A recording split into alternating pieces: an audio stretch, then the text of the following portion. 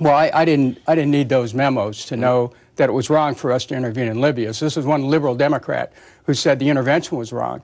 And what the attack on the consulate brings up, Chris, is the failure of the Benghazi policy from the beginning. And that's why they had to call it a street demonstration instead of an attack, because then on the eve of an election, that brought in a whole new narrative about foreign policy, about dealing with terrorism, and about the consequences that led to 4 deaths of people who served the United States. So do you think those talking points were politically scrubbed? Of course they were. Come on, are you kidding?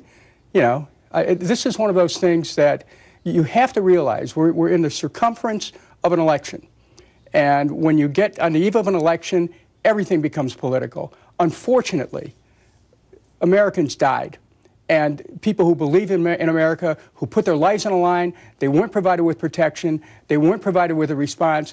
They and their families had a right to make sure that they were defended. Look, we went into Benghazi under the assumption that somehow there was going to be a massacre in Benghazi. So we went there to protect the Libyan people. We couldn't go into Benghazi to protect our own Americans who were serving there.